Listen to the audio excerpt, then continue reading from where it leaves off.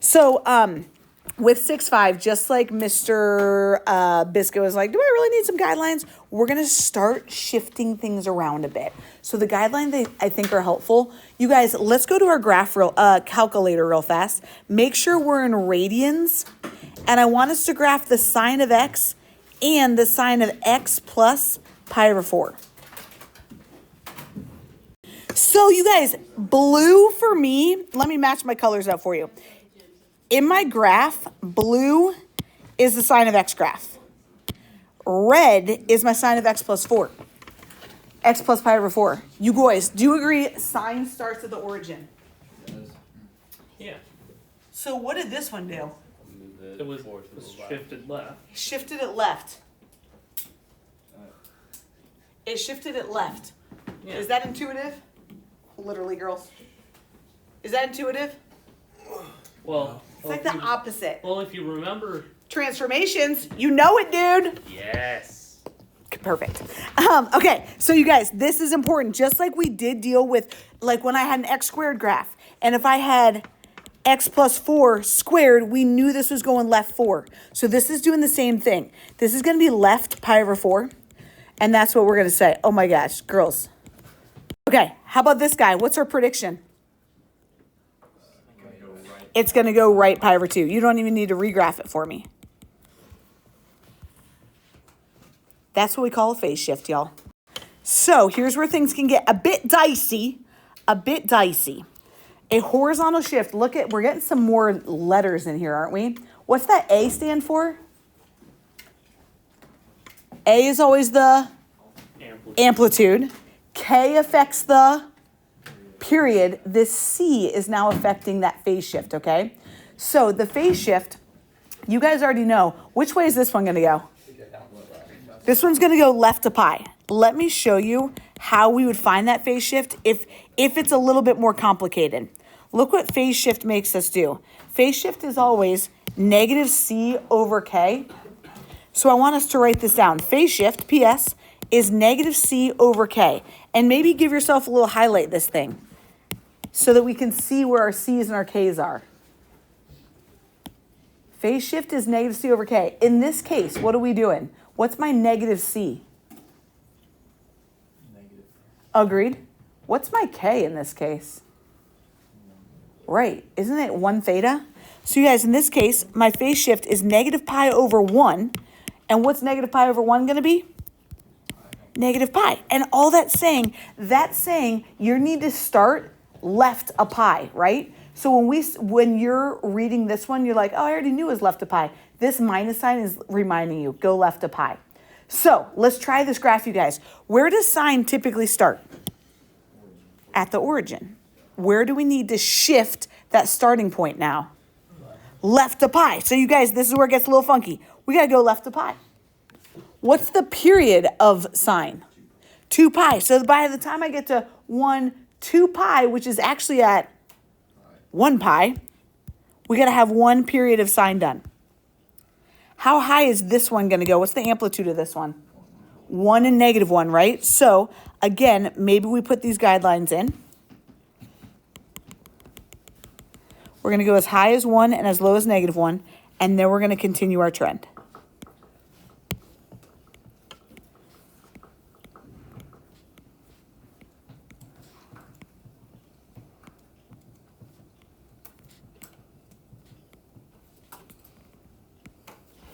All right, let's try again. Now we're going cosine.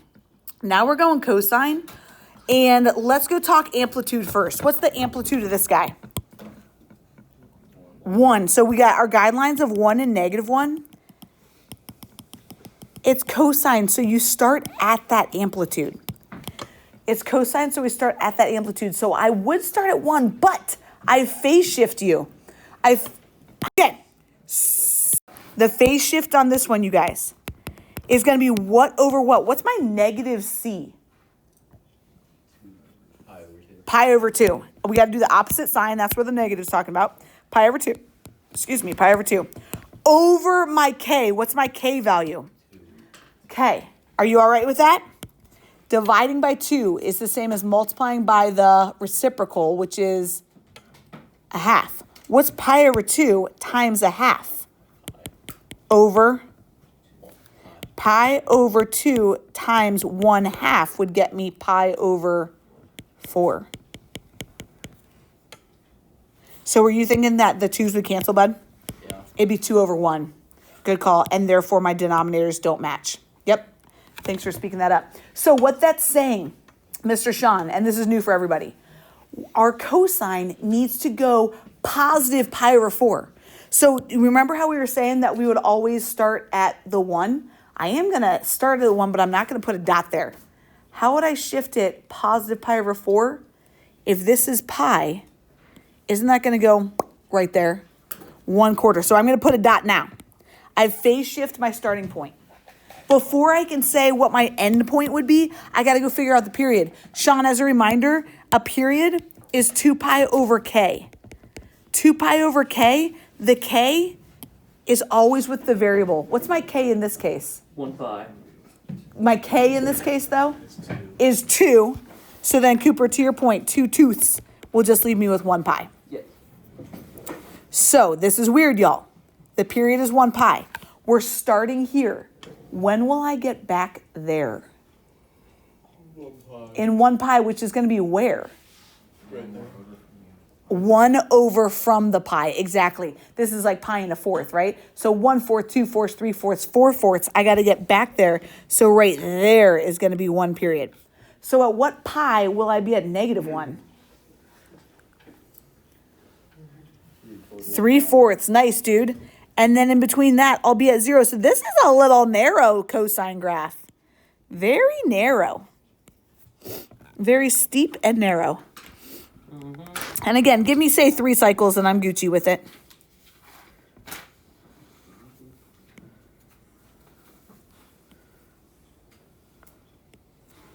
Whoa, in case phase shift wasn't enough for you, now I'm going to take things. Now we were going left and right. Now we're going up and down. Holy smokes. Whoo, vertical shift. When I were to say y equals mx plus b, does anyone remember what my vertical shift is in y equals mx plus b? Yeah, the b is how high or how low I go, right? So anyone have any idea in something like this, what's going to shift it vertically? It's that h, that -3 at the end. Exactly. It's just kind of what's hanging off at the end by itself with no variable. So you guys, the vertical shift for this one, and again, actually, I will put it up here. I'm going to put this equation up because this is, we finally have all the variables. Whoa, that h is going to be my vertical shift. So in this case, my vertical shift is going to be -3. Biscuit, this is where our guidelines are going to be so helpful. You guys, with a vertical shift of -3, that means my origin is going down 3. I need everybody to draw a horizontal line at -3. Then, what's my amplitude, you guys, from that new starting spot? 2. So you guys, my amplitude is 2. Guess what we need to do? We need to go and draw guidelines 2 above and 2 below this midline. So I'm going to go 2 above, which is at -1, and I'm going to go 2 below, which is at -5. That's where these guidelines really help. The period on this one is always 2 pi over my k. You guys, the k is always with the theta. The theta in this case has what coefficient? 1. So what's the period going to be? Beautiful. Do we have any phase shift here? Phase shift is the -c over k, the left and right. In order to have any phase shift, you have to have parentheses with my variable. Do I have any? No. So wherever cosine starts, we don't have to go left or right. Here's the deal, y'all. Here's my new quote-unquote origin, if you will. Cosine starts at the amplitude. Anyone have any idea where you want me to start this graph? This would be for sine, I would start here. Oh, that's cosine. So I'm going to start at -5. at -1. If it was a -2, buddy, I'd start at the -5.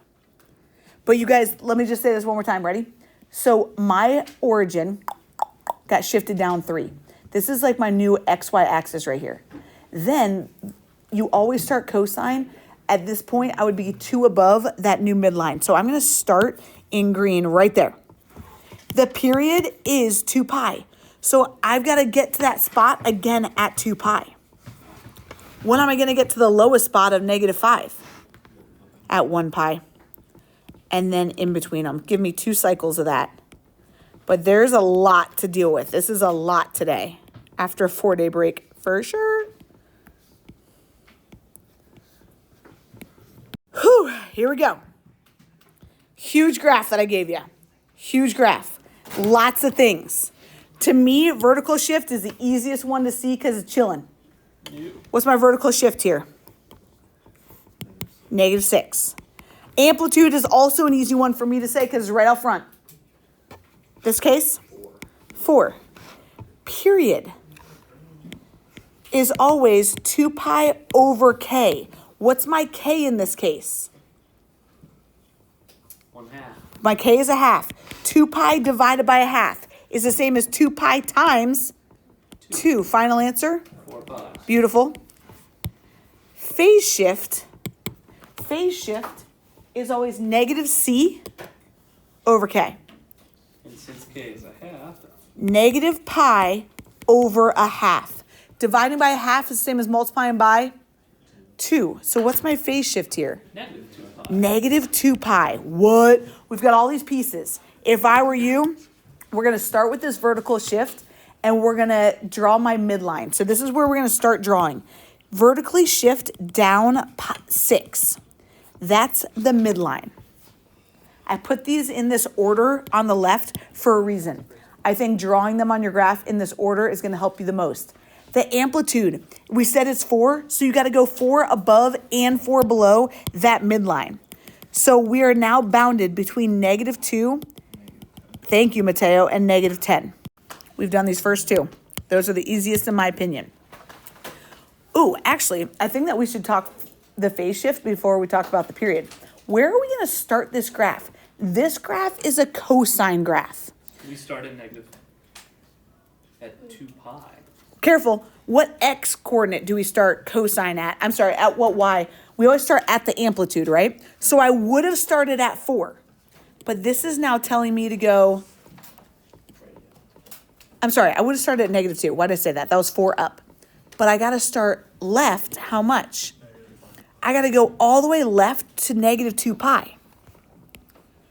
This is a lot. This is a lot. So again, maybe you're writing yourself a note. That was left 2 pi is my starting point.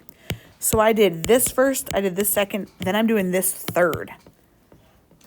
Got my starting point. Then I can deal with the period.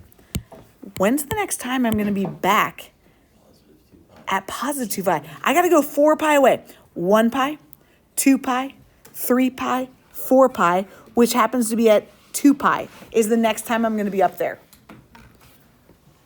When am I going to be at -10? At 0. 2 pi away, very good. How about, when am I going to be at -6? Yeah, -1 pi and +1 pi.